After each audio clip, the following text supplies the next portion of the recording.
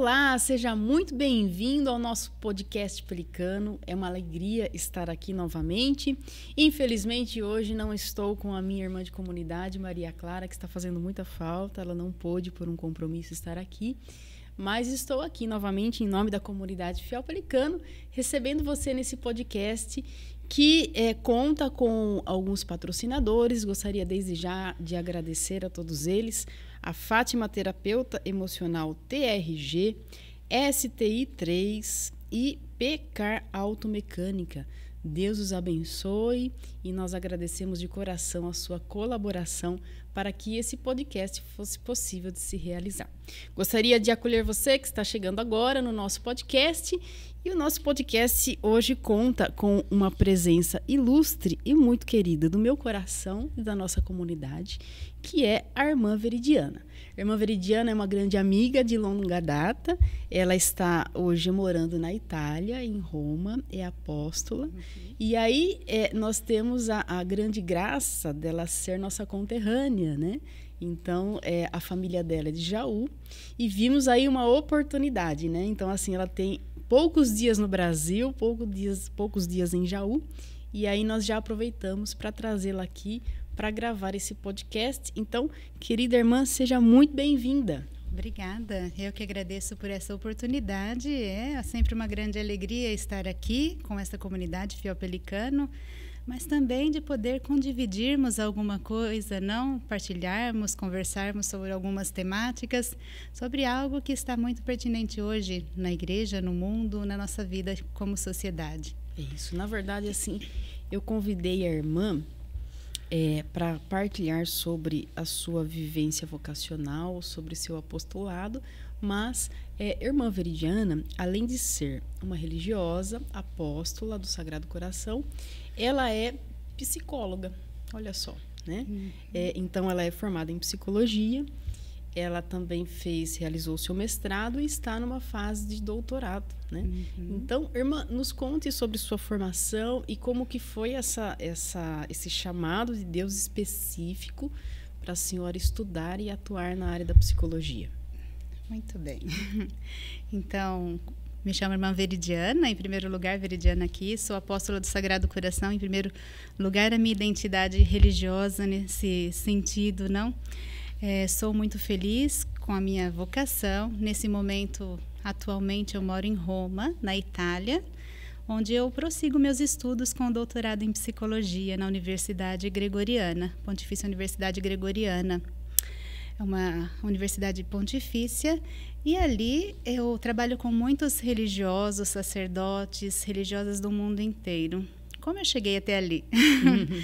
Primeiro, eu passei por várias formações aqui no Brasil. Eu fiz administração de empresas, teologia, mas o meu coração sempre pulsou forte para a psicologia. E a senhora foi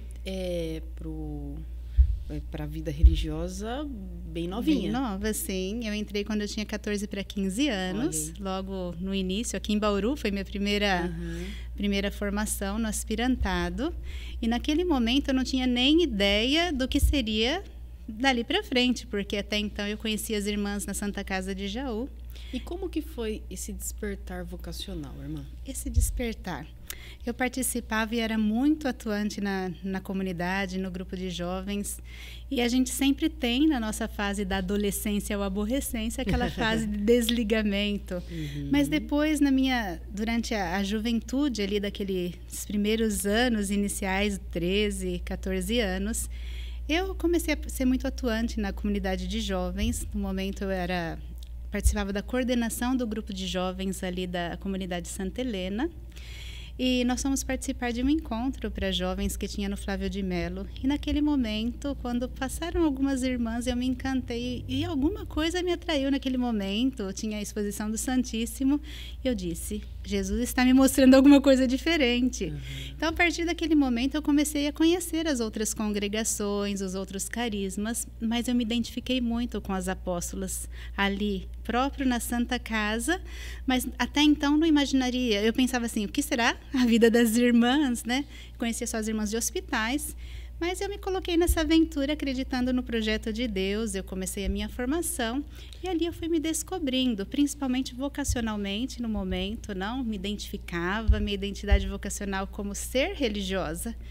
E depois eu fui vendo cada coisa como consequência, porque tudo aquilo que eu sou hoje não foi nada que eu pedi naquele momento, mas Planejou. foi tudo nada planejado.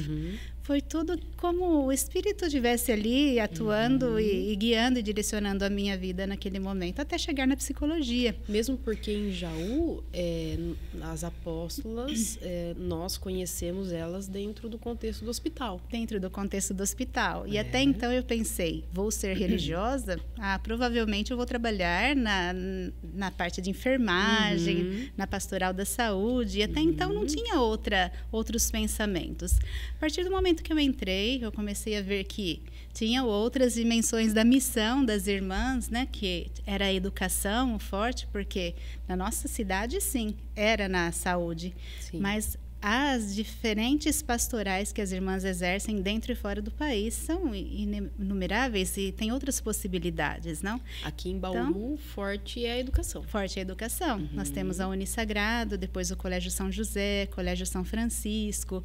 Antigamente tínhamos a creche Madre Clélia, então era tudo voltado para a educação. E aí meu leque foi se abrindo, não, com outras possibilidades. E eu fui me identificando também com essa área, né? Com essa área da educação. A senhora não conheceu nesse período nenhuma freira psicóloga? No primeiro momento, sim. Porque a irmã Luzia Maria, que hoje já está no céu, não? Ela que foi uma das que me acompanhou, ela era psicóloga. Olha então, aí. daquele momento, meu coração pulsou. Quem legal. sabe a psicologia? Foi uma inspiração. Isso foi uma inspiração de momento. Mas eu nunca imaginei, até porque depois, fazendo o caminho, eu vi assim que as irmãs iam conduzindo as coisas e que não era que eu tinha uma aptidão daquele momento de querer escolher algo. Naquele momento, eu estava me deixando conduzir por aquilo que o Espírito dizia através dos meus superiores, não? E até então, eu me via muito aberta e dócil naquele momento para acolher aquilo que me era solicitado. No entanto, que no início, a minha missão inicial foi na formação religiosa. Não, eu fui para a casa de formação no 2º ano do noviciado, depois fui ser mestra de formação. Depois, aqui no Brasil? Aqui no Brasil. Depois mudou totalmente, eu fui para uma escola, trabalhar como coordenadora administrativa de um grande colégio em São Paulo. E a partir dali, tudo foi se modificando, até eu ir para o juniorato interno, fazer a teologia, um estudo específico para a vida religiosa. Saindo dali para os votos perpétuos, eu fui atuar na formação novamente, fui fazer um curso de formadoras, e aí foi despertando ainda mais o interesse da psicologia, em primeiro lugar para conhecer a mim mesma. Porque quanto mais a gente se conhece, mais a gente sabe lidar com as nossas dialéticas, com as nossas lutas humanas, não? E quando a gente consegue dar nome para as coisas, a gente consegue lidar e se relacionar melhor com as pessoas também, não? Por isso que é importante todas as pessoas se conhecerem. E hoje, como a senhora atua? Como eu atuo? Que a senhora está morando em Roma. Moro em Roma. Tá. Eu me apaixono cada vez mais pela psicologia e principalmente pela psicologia clínica, o acompanhamento das pessoas, não? A senhora atua na psicologia clínica? Clínica, porque eu acompanho outras pessoas na terapia. Uma terapia que também pode ser chamada colóquios de crescimento vocacional, porque nesse trabalho terapêutico eu atendo particularmente, posso dizer, que a maioria dos meus clientes são sacerdotes, religiosas e pessoas em formação, noviças, postulantes, leigos consagrados de algumas particulares comunidades. Então, o foco meu é o trabalho com a vida religiosa. Entendi. Isso.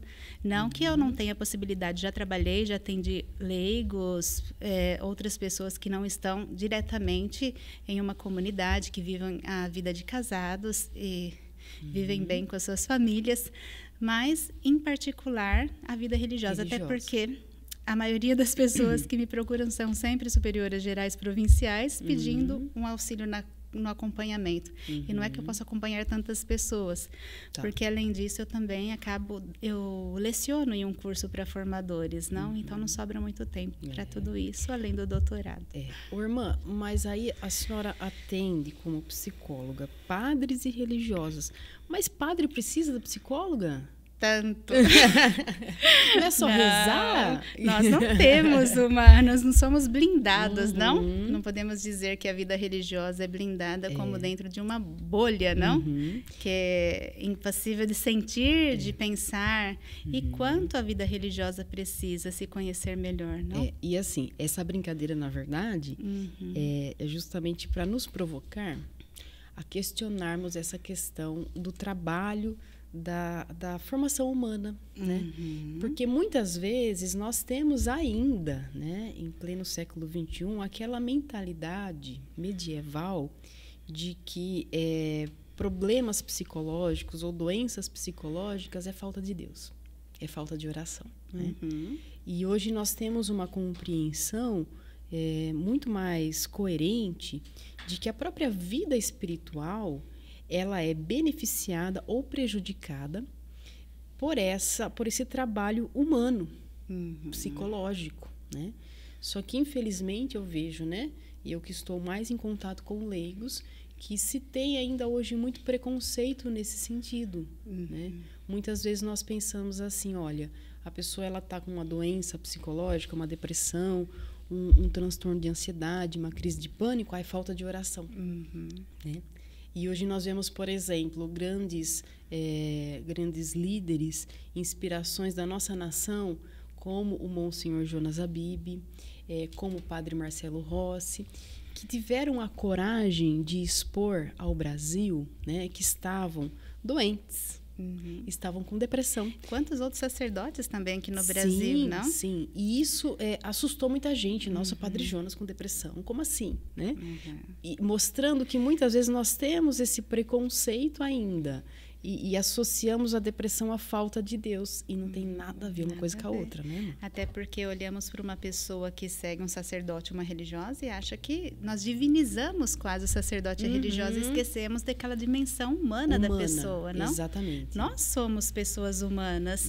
Olhamos para Jesus como homem e Deus. Jesus também teve as emoções, teve tantos sentimentos, chorou a dor de um amigo, sentiu raiva diante daquilo que estavam fazendo no templo. Então, assim, a vida religiosa é uma vida concreta e encarnada. Não podemos pensar em uma vida religiosa desencarnada, porque seria fora da realidade, não? Sim, sim. E quando falamos de da questão de saúde mental, o Brasil, para vocês terem noção, no ano de 2021, teve um número tremendo de sacerdotes que tiraram a própria vida. Olha. E agora, em setembro, tem o Setembro Amarelo, não? O qual nós falaremos da prevenção contra o suicídio. Mas o que levam essas pessoas, esses homens de Deus, a tirar a própria vida? O que faz perder esse encantamento, não? Muitas vezes as pessoas se deixam levar pela situação do momento, ou se fecham diante da possibilidade de falar dos seus próprios sentimentos. E a vida religiosa é o foco da vida religiosa, não? Eu não posso sentir, eu não posso desejar, eu não posso exprimir o que eu estou sentindo. E eu acompanho muitas congregações religiosas em que falar de psicologia, falar de dimensão humana é mexer, colocar a dedo em uma ferida que pode ser aberta a qualquer momento. E quando eu mexo em uma ferida, eu preciso curar essa ferida. Não posso só abrir ali, não, a ferida e deixar como está. Sim. Muitas vezes, o não querer tocar nessas situações é para não ter mais problemas, não ter que afrontar e enfrentar algumas situações. Isso torna mais complexo, porque a pessoa vai passando por um momento, vai reprimindo seus sentimentos, suas emoções, aquilo que sente, que prova em si mesmo, não? E depois, com o passar do tempo, chega um momento em que essa pessoa está em crise. Mas será que de fato é uma crise? Será que não seria um problema dentro da sua dimensão humana? Um problema até de saúde mental? Porque a depressão não é que ela é constatada do dia para a noite. Uma pessoa está triste ou está chorando, ela está com depressão. A depressão precisa de um acompanhamento, no mínimo 6 meses, olhar os sintomas, ver a repetição, o quanto aquilo está afetando a vida da pessoa, profissional, familiar, de relacionamento. É um todo da pessoa, não? E por isso que a gente prima para trabalhar a pessoa na relação, na dimensão holística da pessoa, na sua totalidade. Em todas as suas dimensões, não? E o religioso, ele vê tudo isso como religioso, como alguém que não pode ter tempo para si, para olhar para os seus sentimentos, para o seu tempo de descanso. Ele tem que estar 24 horas por dia na ativa, ainda que seja de vida contemplativa, não? Na ativa, porque dentro dos mosteiros e dos carmelos também tem uma vida ativa, além da oração. Sim. Então, pode não estar na vida ativa de um trabalho pastoral, mas ali dentro como é que vive? Então, assim, olhar para todas essas dimensões e tentar colocar como um mosaico, um quebra-cabeça, cada peça no seu lugar, é chegar a ver essa totalidade, não? A dar nome para as situações e a viver com mais equilíbrio. Sim. Quando existe um desequilíbrio, a pessoa já está numa fase em que ela não dorme bem, não se alimenta bem, está dando prioridade para uma dimensão ou outra, ela está deixando, é como uma pessoa com a perna manca, não? Que ela não pode caminhar bem e ter a mesma agilidade. Então, a partir do momento que ela vai se cuidando, ela vai colocando as coisas e vivendo com mais serenidade até a própria vocação. Não, e missão. Porque tudo vai refletir na sua própria missão, na sua evangelização. E é uma linha de pensamento perigosa, irmã. É muito comum entre nós leigos, principalmente num contexto carismático, por exemplo, a pessoa pensar assim, olha, Miriam, vai ter um retiro lá da comunidade Fiel Pelicano de cura interior. Então, eu vou encaminhar essa pessoa que eu conheço porque ela precisa de uma libertação da depressão. A gente ouve muito isso, né, na nossa atividade missionária da comunidade. Porque na comunidade nós trabalhamos muito a cura interior. E muitas vezes eu vejo que as pessoas têm uma ideia da oração ou da cura interior ou de um retiro como um passe de mágica, né? Eu vou lá para me libertar da depressão. Sendo que, por exemplo, a depressão, né, como todas as outras doenças psicológicas, ela é multifatorial. Né? Sim. Então, da onde vem essa depressão? Muitas vezes é algo biológico, muitas vezes não. É uma doença física, biológica, química, né? E precisa desse olhar, como a senhora disse, holístico, né? Multifatorial. Existem vários fatores.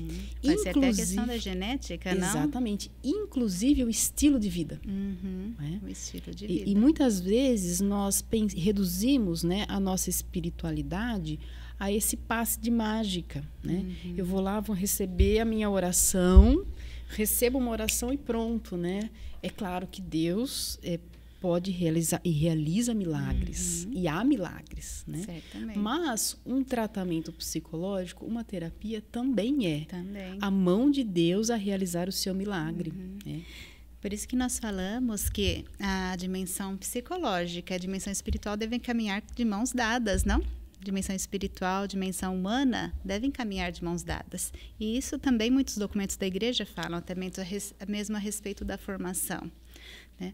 Nós não podemos pensar que somente a vida espiritual é que vai resolver todos os nossos problemas. Exatamente. Claro que é primordial, que a gente tem que dar prioridade para a nossa vida de oração, porque sem a vida de oração não tem sentido a nossa vida, não? De consagração, de alguém que busca algo a mais na sua vida.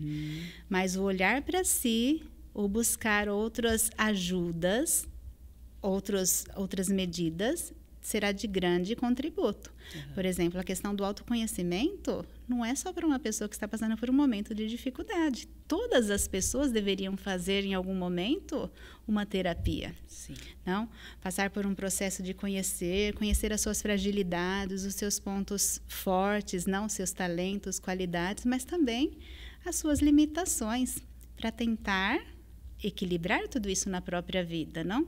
Quanto mais eu me conheço, mais eu vou ter relações saudáveis, não?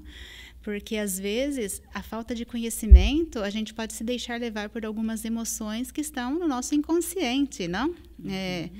Jung falava disso, não? Falava, torna consciente o seu inconsciente para que o seu presente não se torne um destino, onde eu vivo como no passado, sem ter consciência de que aqueles sentimentos, aquelas reações fazem parte lá de uma história que vem do meu passado. Sim. Então, se eu não dou nome, se eu não me resolvo, se eu não me reconcilio com a minha própria história, não faço um processo até de perdão, podemos dizer, não? Sim. Da minha própria história, das situações que me afetaram no passado, eu posso bloquear um futuro com muitas possibilidades. E eu passo a reencenar cenas de um passado traumático que me paralisa, né? E sem se dar conta completamente. E as outras pessoas podem te falar, olha, de repente falando, Miriam, não estou aqui conversando com você. Miriam, você percebeu o que você fez hoje, mas a pessoa ainda vai ficar brava, vai resmungar e vai dizer, não, isso não está acontecendo comigo. Porque ela não é consciente das situações que estão acontecendo no seu interior. Sim. Eu gosto muito daquele filme Duas Vidas, certamente todo mundo conhece, Maravilhoso. não? O reencontro com a sua criança interior nos 8 anos, que ele não tinha passado por um momento de reconciliação com o seu passado, com seu pai. E aquilo bloqueou totalmente a sua vida. Porque ele se tornou um homem aos 40 anos, arrogante, autossuficiente, que vivia mentindo para as pessoas dentro de uma autoimagem. Insatisfeito, não realizou nada, porque aquela criança tinha o desejo de ter um cão, ser um piloto e ter uma família. Até aquele momento, ele não tinha construído nada na vida dele. Então, quando aquele menino apareceu na vida dele, era uma assombração. Sim. Porque ele não aceitava aquilo, não? A partir do momento que ele foi aceitando aquela criança ferida dentro dele, não? Com todo o seu passado, porque ele se culpava pela morte da mãe, ele foi dando um novo rumo para a sua vida. Então, a partir daquele momento, ele reconstrói o seu passado, relembra, tem uma grande conversa e longa com aquela criança, vê onde foi o momento em que o pai disse para ele, não? Cresça. Ele era uma criança de 8 anos. Cresça, não chore. E lá ele descobre da onde ele veio tinha o tique. Porque o tique apareceu naquele momento da vida dele. E Freud explica isso, Freud né? explica, As sim. questões físicas que são originadas dos traumas, que né? tem muita influência. E a partir do momento em que ele se reconcilia, perdoa o pai, aquele tique desaparece e ele pôde reconstruir o presente dele a partir dali. Até então, a cena final do filme, ele vendo ele depois com 70 anos, não? Tinha uma família que era com aquela mulher que ele também negou em algum, não aceitava as fragilidades dela porque não aceitava as próprias suas. O cão e era um piloto. Então, todas as pessoas têm possibilidades. Ninguém é impassível de ter possibilidades de mudança, de reconstrução, ter um presente de qualidade, não? Para viver um futuro com várias possibilidades. Mas a pessoa precisa se abrir para um processo. E são pessoas muito corajosas a que se colocam nesse processo, porque não é fácil um processo terapêutico, não? Dói. Mas é preciso passar pela dor. Sim. Nada do que não tem sofrimento, do que não teve desafios para serem superados tem valor na nossa vida. Quando a gente é capaz de superar as situações, a gente se torna mais forte. E nessa fortaleza a gente encontra Deus, né? Porque Deus é a nossa força. Podemos, dentro da nossa espiritualidade, ver a figura de São Paulo, não? Não faço o bem que quero, mas o mal que não quero. Então, Paulo, ele se encontrou com as fragilidades dele e ele foi capaz de perseguidor se tornar perseguido por Cristo. E Paulo teve que se reconciliar com o passado tenebroso. Com o passado, porque certamente Paulo também, em um momento da sua vida, ele deve ter se sentido culpado de tudo aquilo que ele vivenciou até chegar ali, não? De passar aquela experiência da conversão, de ser conquistado por Cristo. Sim. Então, assim, não é negar a humanidade. Olhamos para os apóstolos. Quem foram as pessoas que Jesus escolheu? Olhamos Pedro com toda aquela impulsividade dele, não? Exatamente. Mas é que tinha um amor tão grande que ele negava e ao mesmo tempo já estava se reconciliando, demonstrando todo o amor. Sim. Um João que era todo melancólico, podemos dizer ali. E ao mesmo tempo o filho do trovão, né? Filho do trovão. Boanerges, então nós vemos, né? Os extremos, não? E como eles chegaram a esse equilíbrio para um segmento autêntico do Senhor? Sim. Porque todos foram capazes de dar a vida. Né? Nós poderíamos fazer uma análise psicológica dos 12, né? Certamente. Cada um com um problema ali, né? E Jesus... O modo de Jesus se colocar diante deles e aceitar as fragilidades, porque Jesus via as pessoas como uma possibilidade. O olhar de Jesus entrava na vida das pessoas e transformava, porque ele sempre via que tinha algo a mais. O potencial, O né? potencial. O potencial. E Jesus é esse modelo, né, do homem perito, né, do homem assim com essa excelência da inteligência emocional, né? Sim. Então nós vemos no relato dos evangelhos a inteligência emocional de Jesus, da pessoa de Jesus, da humanidade de Jesus, completamente resolvida, né? Então, até eu escrevo no meu novo livro que está para ser lançado, daqui a pouco eu vou falar dele, sobre a inteligência emocional de Jesus. Então, Jesus, ele foi duramente criticado, né? Ao ponto dele ser chamado de Beelzebul. Então, ele foi caluniado, blasfemado, como o próprio demônio, né? E Jesus, ele em nenhum momento ele se desestruturou, ele entrou em crise, então ele soube lidar com as críticas mostrando uma inteligência emocional muito grande, né? Tem uma passagem também lá de Lucas 4:30, que as pessoas elas acurralam Jesus para matar Jesus. E eu acho tão bonito, para mim é um exemplo de inteligência emocional, porque Jesus, ele não se deixa abater e ele passa pelo meio das pessoas e segue o seu caminho. Né? Porque ele sabia qual era a meta dele. Então, assim, essa capacidade de não se abalar, né? De ser firme naquilo que ele era, de saber quem ele era. Quando ele é tentado no deserto, né? Que Satanás começa a questionar sua identidade. Se és filho de Deus... E ele não se abalou, porque ele sabia quem ele era. Então, esse autoconhecimento do Cristo que nos mostra um modelo de ser humano que sabe quem é, onde está e aonde vai chegar. Né? Somente quem se conhece é capaz de passar por os momentos mais difíceis da vida, se tornar pó, como Fênix, não? Renascer das cinzas. E isso nós entramos para falar de um aspecto bem importante, que é a questão da resiliência, hoje tão importante. Sim. A resiliência, a capacidade de passar por momentos difíceis e de se refazer, não? De se retomar sem se deixar abalar. É claro que não é que a pessoa deixa de sentir, a pessoa sente, prova as situações que está, mas ela consegue se superar naquele momento e refazer o seu caminho. Então eu vejo a pessoa de Jesus como uma pessoa muito resiliente. Ele era claro do projeto do Pai na sua vida. Então, assim, ele não se importou no momento em que ele se perdeu ali diante de José e de Maria. Eu estou fazendo a vontade do meu pai. Não? Depois, diante de todas as situações que ele teve que enfrentar, ele sabia que o final dele era a cruz, mas que também existia uma ressurreição a partir daquele momento, não? Sim. E assim acontece na nossa vida, essa capacidade de resiliência, não? Como que eu enfrento as problemáticas da vida, os desafios nas relações familiares, nas relações comunitárias, não? E agora eu estou fazendo a minha tese de doutorado sobre a prevenção do burnout na vida religiosa feminina do Brasil. Muito bom. Até porque eu vejo aqui que no Brasil tem um olhar muito específico para a vida sacerdotal, para o foco no masculino, mas ninguém toca na vida religiosa feminina. E será que não existe nenhuma problemática dentro, não? E eu coloco bem... eu estou fazendo uma pesquisa quantitativa, já atingi as 5 regiões do Brasil, e falando sobre a prevenção dentro da dimensão espiritual, a dimensão comunitária, a qualidade de relações, e a dimensão apostólica, a capacidade de resiliência das pessoas se recuperarem, não? De situações. Quando falamos de burnout, é um cansaço excessivo que as pessoas confundem muitas vezes. Isso que eu ia falar para a senhora. Para a pessoa que está assistindo aqui o nosso podcast e nunca ouviu falar de burnout. O que é burnout?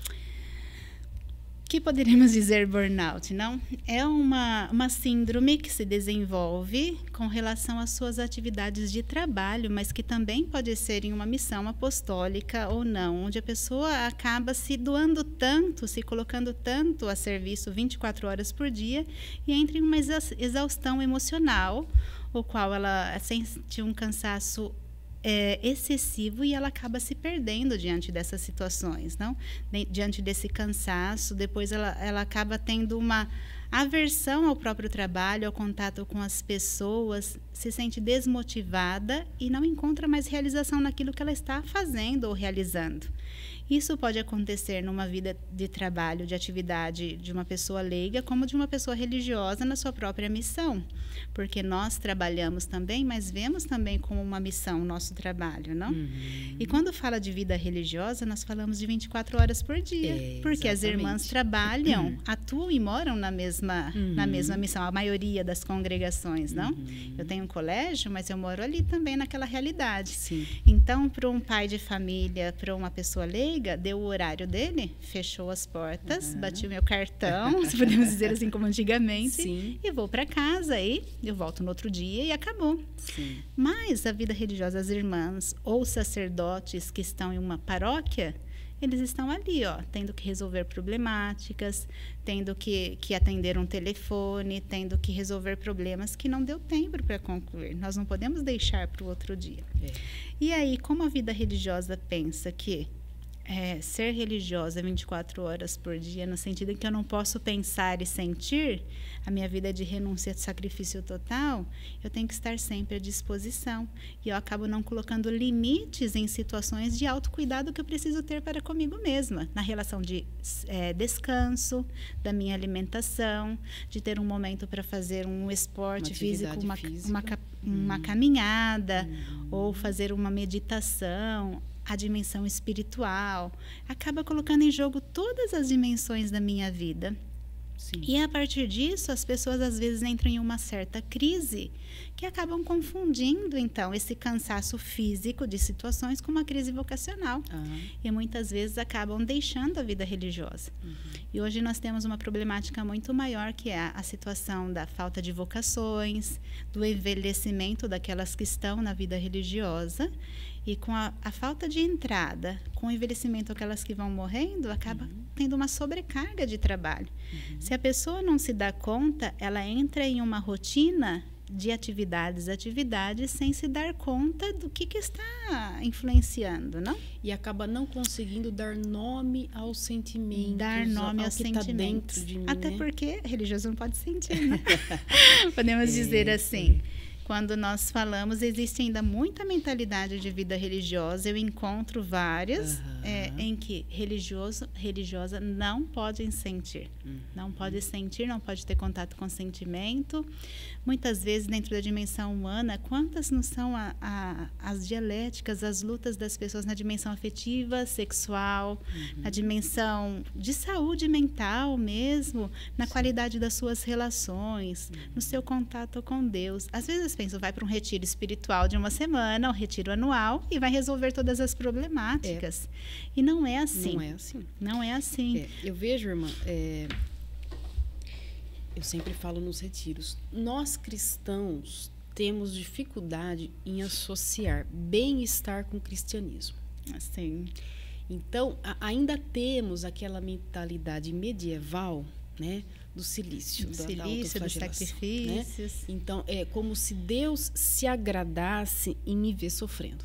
Quanto mais sofrimento eu tiver, mais eu agrado o coração de Deus, sendo que não é assim. Né? Então, nós temos ainda essa mentalidade que não nos permite pensar que o autocuidado é querido por Deus. Muitas vezes, nós associamos autocuidado a egoísmo. Como assim eu vou pensar em mim? Como assim eu vou reservar um tempo para cuidar da minha saúde? Não, eu tenho que o tempo todo me doar para todo mundo. E isso toca religiosas, sacerdotes, donas de casa, pais de família, leigos, fundadoras, claro. Leigos engajados. Então, assim, quer dizer, eu abrir mão de cuidar dos outros para, em um período, cuidar de mim é egoísmo. Então, nós temos essa confusão da essência daquilo que o cristianismo nos pede, que é amar o próximo como a si mesmo. Então, é a mesma medida, né, irmã? Não pode ser amar o próximo mais que a mim mesmo, porque senão isso é doentio e isso não se sustenta. Mas é, né? Quase como uma realidade que vai nos opostos, não? Sim. Eu preciso somente amar o outro. Mas como que eu vou amar o outro se eu não fiz um processo de reconhecer quem sou eu, de amar a mim mesma, não? Porque se eu não me amo, muitas vezes eu vou ter situações de conflito com a outra pessoa, porque eu não vou ter a capacidade de reconhecer o que está acontecendo comigo, no meu inconsciente, nas minhas situações de luta internas, não? Sim. O que está me afetando naquela relação? Eu posso até dizer, fazer algo, mas será que eu estou totalmente naquilo que eu realizo? Ou será que eu estou fazendo algo muito superficial, muito somente de um bem aparente, não? O que é um bem real para mim na minha vida? Será que aquilo que eu falo, aquilo que eu proclamo, realmente vem de encontro com o que eu vivo no meu cotidiano? Sim. E a vida religiosa, muitas vezes, não só a vida religiosa, como você dizia, não? Uma mãe de família, a mãe de família pensa, eu sou totalmente para os meus filhos, para o meu marido, para o trabalho da casa, além do serviço, do trabalho que eu tenho fora, e eu tenho que me doar. Sim. E existe um amor de doação total ali, mas também não encontra um tempo para si mesmo. Será que eu me amo? E Deus mesmo nos diz, né? Eu vim para que todos tenham vida e vida em abundância. Plenitude. Plenitude. Viver com abundância e plenitude, dar a vida para Deus e pelo reino, é dar totalmente. Mas eu não devo dar somente aquilo que sobra, não? Ou os fragmentos da minha pessoa. Eu tenho que ser na minha totalidade, dar na minha totalidade. Só assim minha entrega vai ser total.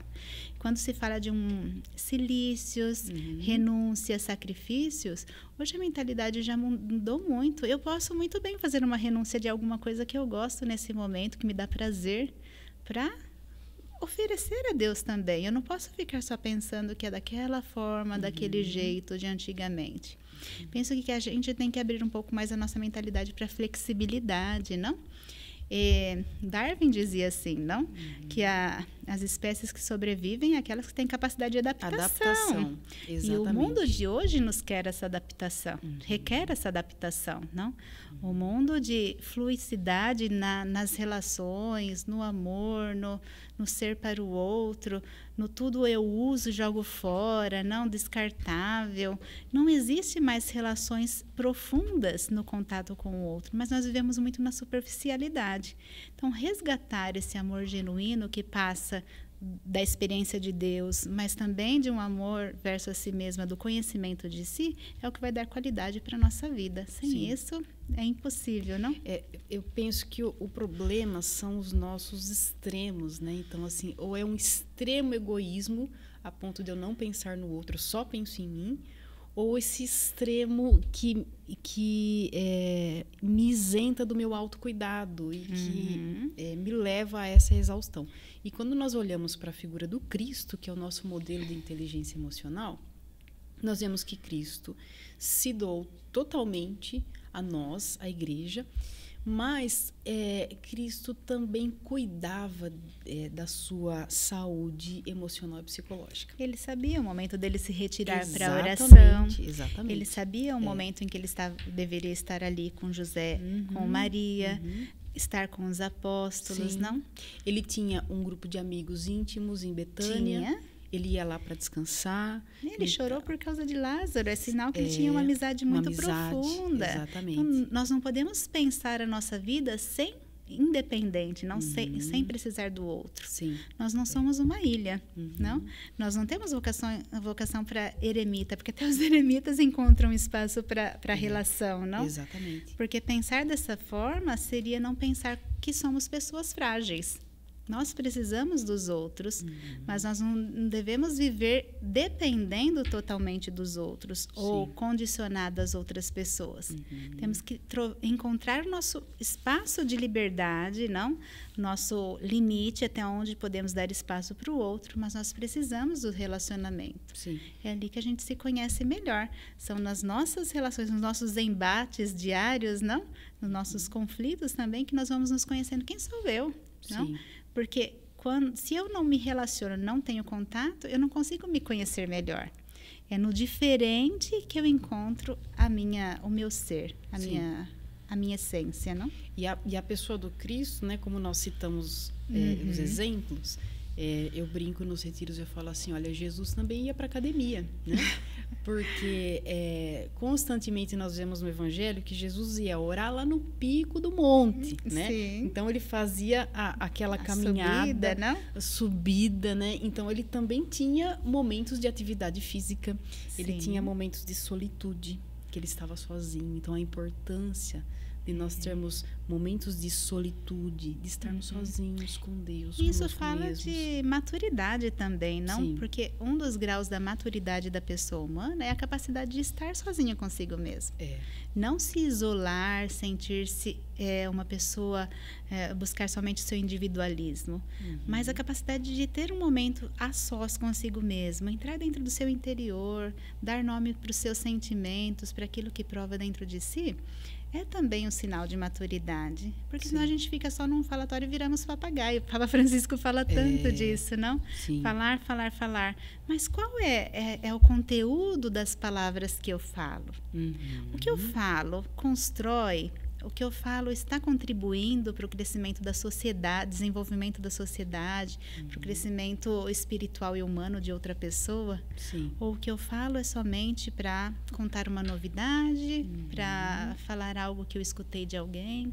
Mas o que sai daqui de dentro da minha experiência pessoal? E talvez esse podcast, para você que está nos assistindo aí em casa, é um despertar de Deus para sua vida que hoje te questiona a examinar seu estilo de vida. Porque hoje a gente fala muito de ansiedade, né? Então, a ansiedade está desequilibrada, né? E quando nós falamos de ansiedade, nós falamos de 3 tipos de ansiedade. Então, existe a ansiedade sentimento, que é aquilo que você sente quando você está prestes a fazer uma prova, uma apresentação. É algo natural, faz parte, né? Todo mundo se sente ansioso quando tem que fazer algo muito importante de exposição. Podemos dizer até que seja um pouco saudável. Porque se eu não tivesse essa ansiedade, se eu não tivesse também a questão do medo, eu me atiraria de frente de um carro, eu não teria medo para nada, não? Exatamente. Então, é algo próprio, natural e saudável. O segundo tipo de ansiedade é a ansiedade patológica. É o que nós chamamos de transtorno. É aí quando a pessoa precisa procurar um profissional e tratar aquilo que se instalou de uma forma patológica. É dentro de um trabalho de saúde mental mesmo, isso. De terceira dimensão. E o terceiro tipo de ansiedade é a ansiedade como um estilo de vida. Que é aquilo que a Bíblia fala. Não andeis ansiosos. Né? Então, é esse talvez o toque que Deus faz para você, querido irmão, que está assistindo esse podcast. Como anda o meu estilo de vida? Porque muitas vezes a ansiedade, não muitas vezes, mas certamente a ansiedade tem muito a ver com o nosso futuro, não? E às vezes a gente, numa certa prudência, já está vivendo um futuro que a gente não sabe o que vai acontecer, se vai acontecer. Então falamos de uma depressão que tem tudo a ver com o nosso passado. O que eu vivi, eu posso ficar presa ali. Certo. Falamos de uma ansiedade com relação a um futuro, uma possibilidade de um vir que ainda não chegou. E às vezes eu estou quase me matando por uma coisa que não aconteceu. Aí começam a criar os pensamentos, formamos uma cadeia nos nossos pensamentos. Mas o que é o nosso possível? O nosso presente. É o que eu tenho hoje aqui, não? A partir daquilo que eu vivi, quais são as lições que eu aprendi? O que eu posso trazer de novo para a minha vida, não? Para as minhas atitudes? O que é possível fazer para ser diferente? Para viver uma ansiedade, um futuro com qualidade e com esperança, não? Sim. Eu gosto daquela frase do Papa Francisco que ele falou para a vida consagrada, mas que era de Papa São João Paulo II, não? Viver o passado com gratidão, viver o presente com paixão e abraçar um futuro com esperança. Mas eu só posso abraçar um futuro com esperança se de fato eu vivo com paixão o momento presente. Porque o presente é aquilo que nós temos. Sim. Com tudo aquilo que nós carregamos de histórias, de marcas, de cicatrizes, de feridas. Mas feridas curadas, não? Feridas curadas que nós podemos fazer a partir do momento em que nós temos essa autoconsciência de quem somos. A nossa capacidade de conhecimento de si, que é tão importante. E esse presente que é tão belo que se chama presente. presente, né? E eu gosto também da frase de Carlo Acutis, que ele fala assim, não precisamos viver como fotocópias, não. Nós somos pessoas que nascemos originais. E às vezes a gente vive como fotocópias. Sim. Então eu não tenho capacidade de conhecer a minha essência e eu começo a me tentar imitar os outros, não? Aquele estilo de vida, aquele modo de ser, parece que vai bem para mim. Então eu acabo quase como todos os dias mudando as minhas máscaras, não? Então eu mudo meu estilo de ser, meu modo de ser, por quê? É bem reconhecido aquele jeito de ser, mas nós deixamos de viver aquela autenticidade com a originalidade com a qual Deus nos criou. Né? E uma das ferramentas, um dos mecanismos que nos acelera muito nessa fotocópia, hoje são as redes sociais, né? Então, a gente olha ali a pessoa que eu sigo na rede social e falo, nossa, eu tô atrasado. Eu preciso me acelerar. Preciso superar aquilo, não? Aí a pessoa vive que nem o coelho da Alice, né? Tô atrasado, né? E muitas vezes, eu sou uma religiosa, sou psicóloga, estou fazendo doutorado. Mas aquela religiosa ali tem um pós-doc, então eu estou atrasada, preciso correr, né? A minha comunidade está assim, mas a comunidade daquele fundador... Nossa, então eu preciso correr. E muitas sempre vezes... do outro que é melhor, né? É sempre do outro entre endereço que é melhor. A gente não tem consciência dos presentes que nós temos diários. Nós sempre estamos olhando no outro. Por quê? Nós somos seres insatisfeitos. Não? Pessoas que faltam preencher algo, que a gente está sempre buscando algo para tampar aquele buraco que muitas vezes é um vazio existencial. Por isso que voltamos a dizer, não, se eu não me conheço, eu vou ser sempre aquela pessoa insatisfeita, aquela pessoa que vai estar buscando algo para preencher as minhas lacunas. Sim. E não são, pode ser lacunas lá da infância, dos meus pais, da minha história pessoal, da minha história de infância escolar, de situações que mexeram comigo, não? Sim. Mas se eu não consigo dar nomes, aceitar que eu vivi aquela experiência e que hoje eu posso viver uma experiência diferente, para a vida familiar, eu digo assim, nós vemos muitas famílias em que pessoas passaram por momentos de lacunas na infância, né? E hoje, que quando tem carências, insatisfação também, não queria que fosse diferente, mas que não se reconciliaram com aquilo, então aí, eu vou ter os meus filhos, hoje eu tenho um pouco mais de possibilidade, então eu vou querer atropelar o desenvolvimento daqueles meus filhos, eu vou encher a vida deles de tudo aquilo que faltou para mim, porque eu quero me realizar neles. Sim. Então, isso para uma vida familiar, mas na vida religiosa também. Pode acontecer que situações que eu vivi na minha infância, que faltaram, eu não me reconciliei, e agora eu vou ser sempre insatisfeito ou insatisfeita, buscando algo que possa me preencher. Mas eu não encontro ali, enquanto eu não faço essa passagem, não dentro de mim mesma, o sentido da minha vida. Exato. E aí podemos falar de Viktor Franklin, não? Pai da logoterapia. Pai da logoterapia, que eu admiro muito, não? Eu também. E que ele encontrou um verdadeiro sentido na vida dele. Diante do holocausto, do que ele viveu ali, ele encontrou no amor, no serviço e no sofrimento um sentido para a vida dele. E é isso que fez ele sobreviver. Não? Será que nos holocaustos da vida, que é muito diferente de tudo aquilo que viveram ali naquele momento, nós somos capazes, não? De encontrar algo que dê sentido na simplicidade das coisas do dia a dia, não? No modo de enfrentar as situações, de superar os sofrimentos, de dar nome para aquilo, de ver que outros passam. Eu digo que uma grande escola da vida, nós temos ali em Jaú o Amaral Carvalho, não? Se uma pessoa entra ali para fazer eu estou acompanhando algumas pessoas da minha família com situações difíceis de saúde. Quando você entra naquele hospital, que você vê aquelas crianças com toda uma vida pela frente, mas que estão ali desde criança já enfrentando situações com aquilo ali é a maior escola da vida. Eu começo a valorizar e a ver, nossa, eu tenho tudo e eu estou ainda reclamando diante disso, não? Sim. E tantas outras situações. Nós vivemos em um mundo pós-pandêmico, ainda dentro de uma pandemia, não? Com muitas mutações do vírus. Mas um momento de guerra ali, entre a Rússia, Ucrânia, dizendo italiano já confunde tudo, Ucrânia. Então, pessoas não se recuperaram, mais de anos já de guerra, e não? Sim. E ali eu tenho contato direto, ali estando em Roma, nós tivemos a possibilidade de acolher algumas famílias que vieram dali, em algumas obras nossas, para tentar ajudar as pessoas a refazerem. Eu estudei com sacerdotes religiosos que são de lá e estão enfrentando situações ainda muito difíceis. Tudo isso por quê? Guerra de poder, não? Sim. De saber que pessoas que querem demonstrar um poder. Sim. E o poder só diante de uma guerra? Não. Eu posso, nas minhas relações, querer impor os meus modos de poder e de controle. Dentro de uma congregação. Dentro de uma congregação. De uma comunidade. De uma comunidade, família, né? No meu ambiente familiar, nas minhas relações. Querer que meu ponto de vista, as minhas ideias, estar sempre no controle. Acima de tudo. Para mostrar que eu sou melhor. Isso por quê?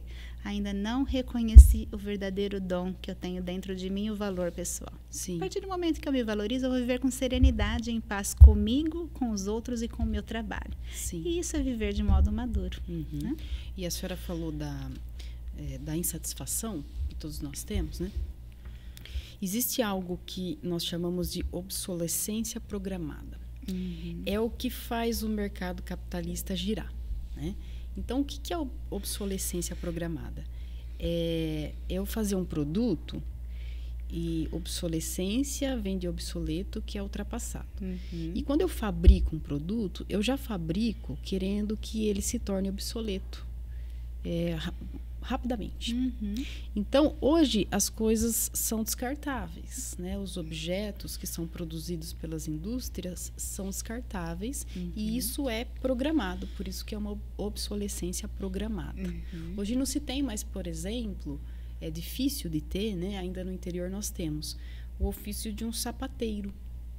De fato. Que é um profissional que conserta sapatos. Porque hoje o sapato, ele é descartável. Feito para você usar em um determinado tempo e acabou. Descartar, né? E quanto mais o tempo passa, parece que mais os produtos se tornam descartáveis. Bom, isso faz com que o mercado capitalista gire. Então, eu sempre tenho essa necessidade de comprar mais. Gera o consumismo, mas no meu ponto de vista, irmã, gera um padrão de pensamento. De que o que eu tenho não é suficiente. Que nada tudo é instável, não? Nada é suficiente. Então, eu sempre preciso de mais. Eu comprei uma blusa, mas eu já preciso comprar outra porque essa vai estragar. Então, eu preciso. Isso traz em mim esse sentimento de insatisfação e insuficiência. E também de que nada é para sempre. Né? E aí, eu estava recentemente conversando com 2 religiosas. E eu, lá no convento, falava isso para elas. E eu falei assim, irmãs, essa sensação de insuficiência, de insatisfação, muitas vezes mexe com o nosso padrão de pensamento e acaba refletindo até mesmo na nossa relação com Deus. Ou seja, eu tive um momento de oração, mas não é o suficiente. Eu fiz alguma coisa na minha comunidade religiosa, então eu estive 30 minutos em adoração. Eu saio de lá com essa sensação de insuficiência. Não foi o bastante, eu preciso fazer mais, né? E aí essa insatisfação muitas vezes chega a afetar até mesmo o nosso relacionamento com Deus. E nós nos sentimos sempre atrasados e isso gera, no meu ponto de vista, uma ansiedade muito grande, porque o que eu tenho, o que eu faço não é o suficiente. O que eu estudei não é o suficiente. O que eu faço na minha comunidade não é o suficiente e eu estou sempre assim como o coelho da Alice, como eu disse, né? Atrasada. E isso é um gatilho para a ansiedade muito grande. Né? Mas isso talvez porque, como Alice, não tinha encontrado a estrada certa. É verdade. Como eu vinha dizendo para vocês, para você no caminho, não? Eu gosto muito daquele trecho do filme de desenho de Alice, quando ela está perdida na floresta. Sim. E ali ela encontra o maestro gato e ela pergunta, qual o caminho que eu devo seguir, não? E aquele maestro gato pergunta, mas para onde você está indo, Alice? Aí ela diz, não sei para onde eu estou indo, o que importa é encontrar o caminho. Aí ele diz para ela assim, para quem não sabe qual o caminho, para onde quer chegar, qualquer caminho serve. E nós muitas vezes nos encontramos no nosso estado de vida, seja religioso ou como leigo, sem saber para onde eu estou indo. Sim. Eu vou conforme a vida me leva. E aí a gente começa a viver esse aceleramento, não? Eu só estou vivendo o que não aconteceu ainda. Então, o que acontece? Eu não vivo intensamente o momento presente onde eu estou, naquilo que eu estou realizando. Você dava o exemplo da adoração. Sim. Eu posso estar diante de Jesus ali e não estar inteiramente naquele momento. Porque viver inteiramente, seja nesse momento de oração, seja numa conversa com alguém que eu estou tendo, num acompanhamento, ou no meu trabalho, naquilo que eu estou realizando. Se eu não estou inteiramente, plenamente ali, vai estar sempre tendo um vazio ali, um vazio existencial, não? Sim. Falta sempre algo, eu vou estar sempre em busca de alguma coisa. Mas porque eu não encontrei a meta do meu caminho. Então, encontrar a meta é saber para onde eu estou indo, onde a vida está me levando, onde os meus projetos, mas aquilo que vai se consolidando no meu dia a dia está me portando, está me levando, né? Sim. E olha só, Jesus, mestre da inteligência emocional, ele vai falar de essencialismo na oração. Quando ele fala assim, olha, quando fores orar, não multipliqueis as palavras como fazem os fariseus, que pensam ser ouvidos pela força das muitas palavras. Então, muitas vezes, nós temos essa sensação, como nós dissemos, na espiritualidade, dessa insuficiência, insatisfação, e aí eu acabo não tendo um tempo de qualidade com Deus, né? Porque eu estou já pensando no próximo e como se a vida de oração fosse uma meta que eu tenho que bater, né? E aí nós somos convidados a pensar o nosso momento de oração específico, da adoração que eu estou diante de Deus, como algo que me motiva a depois rezar com a vida. Sim. Deve se tornar vida na minha vida, não? Eu não posso só ter um cronograma a ser cumprido e falar, não, eu sou uma boa religiosa ou uma pessoa religiosa que vivo bem, tudo, não? Eu cumpri esse horário. Mas será que eu cumpri com qual qualidade? Qualidade de vida em todas as dimensões, não? Qual qualidade que eu coloco em cada situação? Sim. Então, é isso que falta, dar nomes para situações e ver a nossa vida com qualidade em todas as dimensões, na totalidade. Exatamente. Não? Cura Darcy fala, não? O momento dele de oração era, eu estou diante de Jesus, ele olha para mim e eu olho para ele. Então, não precisa de muitas palavras para multiplicar, mas viver intensamente o momento presente. Exatamente. É isso que dá sentido para a nossa vida. São João Bosco falava assim, nossa vida é um presente de Deus.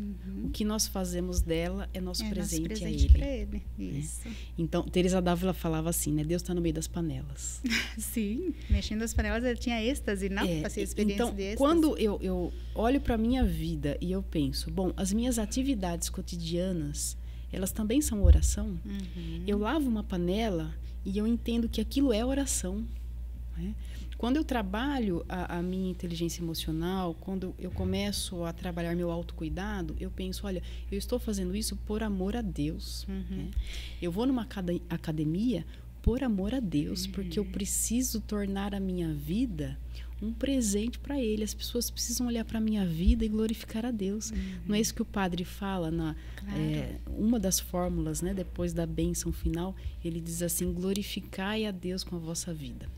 Então esse é o questionamento, né? A minha vida está glorificando a Deus? Né? E quando a gente fala de autocuidado, a gente não só está falando no autocuidado, né, no aspecto físico, não?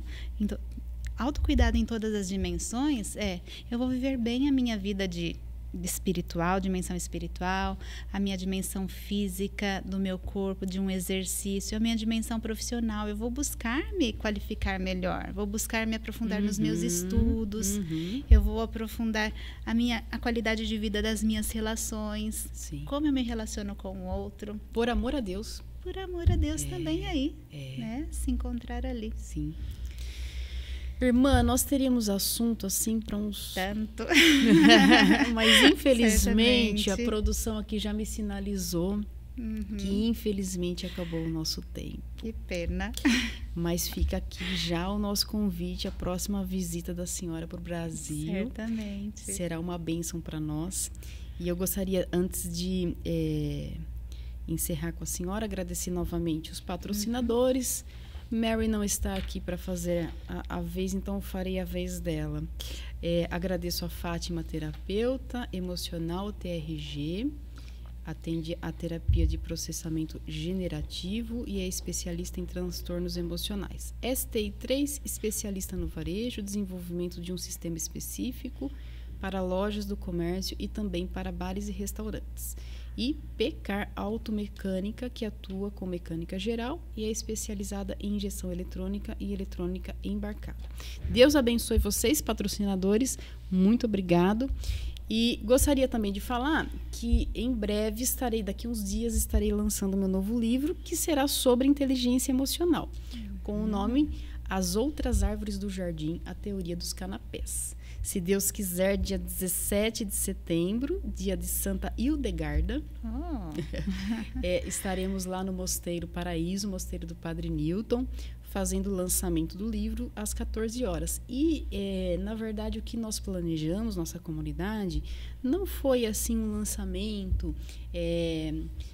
nos moldes que nós estamos acostumados, mas um grande encontro que nós queremos organizar, um encontro ali de 2 horas, das 2 às 4 da tarde, para que nós possamos também mergulharmos naquilo que é proposto no livro e nos encontrarmos com aquele que inspirou esse livro, que é o Espírito Santo de Deus. Então, todos estão muito convidados aqui, domingo, dia 17 de setembro, às 14 horas, o lançamento do meu novo livro. E também deixamos aqui o link para que você possa adquirir o livro. Já estamos fazendo uma pré-venda e você pode adquiri-lo através do link. Bom, também aqui o último recado para você se inscrever no canal de YouTube, que está aqui abaixo, e nos seguir no Instagram, tá bom? Então, produção, tudo certo? Beleza. Irmã, antes de nós encerrarmos, a pessoa que está assistindo aqui, principalmente uma jovem que de repente entrou aqui nesse podcast e sentiu aquilo que a senhora sentiu naquele ginásio. Nossa, que legal, que interessante. Eu gostaria de conhecer, mas de repente meu coração sentiu o desejo de conhecer mais sobre as apóstolas. Como que é feito, como que essa jovem pode conhecer mais sobre essa vocação tão linda que é das apóstolas? Muito bem, eu diria, venha ser apóstola você também, né? Não posso deixar de fazer minha propaganda vocacional. Mas assim como eu também senti, iniciei um processo de acompanhamento vocacional, a jovem que deseja, que se sente, que se identifica com o nosso carisma, que seria o amor ao coração de Jesus e torná-lo conhecido e amado por todos, não? Essa pessoa teria que entrar em contato com o nosso centro vocacional. Nós temos aqui na cidade de Bauru, em várias cidades da região do interior de São Paulo, mas também em São Paulo. Tá. No Instagram, no Facebook, Apóstola Sagrado Coração de Jesus. Ok. Estamos colocando agora aqui, tá? Abaixo, na descrição, tá? No vídeo também, esse contato que a irmã vai deixar para nós. Isso mesmo. Então, essa pessoa pode entrar em contato e iniciar um processo de acompanhamento, que seria a congregação vai conhecer melhor essa jovem também poderá conhecer melhor o nosso carisma e as nossas obras e missão. E como que funciona isso? A jovem já vai ter que ir para lá de Malicuia? Não. Para não assustar também, claro. Né, irmã? Para isso tem um processo, não? Certo. Ela vai começar a conhecer as nossas irmãs, participar de alguns encontros de finais de semana, ir passar o final de semana com as irmãs vão conhecê-la melhor. E depois de um período mais ou menos de 1 ano de acompanhamento, ela vai poder fazer a experiência se ela já concluiu o ensino médio, no pré-postulado, que seria 1 ou 2 anos, depende muito do caminho particular de cada uma, e depois iniciar o postulado por uma etapa interna, não? Para um conhecimento mais específico, também para a formação religiosa. E daí seguir adiante com o noviciado, a primeira profissão, os votos, não? E depois para verificar em qual atuação, em qual obra, em qual missão segmento que ela vai se identificar melhor dentro da nossa congregação e do nosso carisma. E isso é muito bacana porque até um dado que poucas pessoas sabem. Se Deus está te chamando para ser uma apóstola, Dentro dessa vocação, você também vai procurar a sua realização em termos da profissão, do ofício, Claro, né? Porque sim. cada um tem um propósito. Então, quais são os segmentos, irmãs? Então, sabemos que tem a psicologia, por exemplo, que Também. é uma linha específica. Aham. Mas tem também os hospitais, a área Sim. educacional. O nosso foco de missão é a área educacional, não? Tem a questão da educação nos colégios, na nossa universidade, mas também nós atuamos na promoção humana, em atividades de missão em paróquias, em missões dentro e fora do país. Nós estamos em 16 países. Uau, 16 países. Em várias missões, cada uma com a sua especificidade diferente. Na área da saúde, na área da promoção humana, asilos e creches, não? Então, tem várias possibilidades. Nós estamos, a nossa fundadora, não? Onde a caridade nos chama. A nossa fundadora é Madre Clélia Merloni, Beata Madre Clélia Merloni. Em 2018, ela foi beatificada por um milagre que aconteceu aqui no Brasil, na cidade de Ribeirão Preto, da cura de um médico. E agora nós estamos já em um processo quase finalizado do processo de canonização dela. Então, Madre Clélia, assim, uma pessoa que soube viver um amor tremendo pelo coração de Jesus, que sofreu muito, mas podemos dizer que viveu com muita resiliência, que foi capaz de superar sofrimento e que deu vida a essa obra, fundou o nosso carisma e a nossa congregação a partir de muito sofrimento. E é por isso que nós estamos aqui hoje, não? Para fazer com que outras pessoas também conheçam essa grande mulher, chamamos da mulher do perdão, porque a vida dela foi um constante perdoar. Em todas as situações, em várias faceturas da vida e tantas pessoas diferentes, ela viveu o perdão em todos os momentos. Então, fica o convite aqui para conhecer um pouco mais a vida de Madre Clélia Merloni, nossa fundadora. Um grande exemplo também de inteligência emocional. Muito, porque se não fosse a capacidade dela de administrar as suas emoções, ela era uma mulher que tinha um temperamento muito forte, mas ao mesmo tempo ela soube equilibrar isso em uma ternura grandiosíssima. E canalizar, então, né? Canalizar para o objetivo. Ela sabia onde ela queria chegar. Madre Clélia esteve certa sempre. Mesmo quando quiseram mudar o nome da congregação, ela falou, não, somos apóstolos do Sagrado Coração de Jesus. Não zeladoras e não missionários, somos apóstolos. Olha aí. E é por isso que nós estamos aqui hoje, seguindo o exemplo dos apóstolos. E o segmento é feminino? Feminino. Nós temos o ramo somente feminino. Somente feminino. Isso foi fundado por Madre Clélia dessa forma. Quem sabe se o espírito em futuro mudar, nos guiar de outra forma. Mas no momento nós temos o ramo feminino e nós temos também a vivência da espiritualidade por parte de leigos, com a grande família do Sagrado Coração, a GEFASC. Então, muitos leigos participam da nossa missão e estão vivendo esse carisma também na vida da sociedade. Muito bom. Queridos irmãos, queridas irmãs, então, encerramos o nosso podcast. Eu gostaria de encerrar com uma frase de Santa Teresa d'Ávila, que dizia assim: o autoconhecimento é o primeiro passo para uma vida de santidade autêntica. Que ela, Madre Clélia, Santa Teresinha e todos os santos intercedam por nós para que nós possamos trilhar esse caminho de santidade autêntico, coerente, porque à medida que nós nos conhecemos, nós conhecemos a Deus. Sim. E à medida que nós conhecemos a Deus, nós nos conhecemos. Que eles nos auxiliem nesse caminho. Passo agora a palavra para a irmã, para ela falar a última mensagem, para encerrar esse nosso podcast. Só para concluir, não? A santidade passa pela nossa humanidade e sem ela é impossível chegar a ser esse dom completo, não? Eu agradeço essa possibilidade, essa oportunidade, porque para mim também é uma riqueza muito grande. Vejo o quanto a comunidade fiel pelicana é uma riqueza para a igreja também, o quanto bem vocês fazem. E creio que com seus livros também, Miriam, muitos frutos já estão sendo florescendo também na igreja através do testemunho de vocês. Agradeço mais uma vez por essa possibilidade de estar aqui, de partilhar aquilo que eu recebi, mas aquilo que eu recebo todos os dias. E peço que o coração de Jesus também continue abençoando vocês na missão que vocês têm na igreja. Amém, Bom, irmã. Muito obrigada. Nós que agradecemos de coração essa grande oportunidade.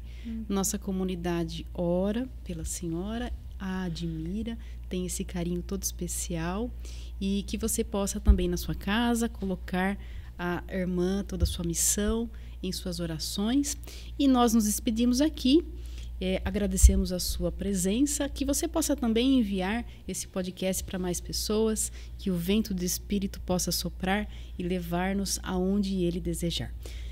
Então, nos despedimos aqui e nos vemos no próximo podcast, se Deus quiser. Obrigada, irmã. Muito obrigada, eu que agradeço.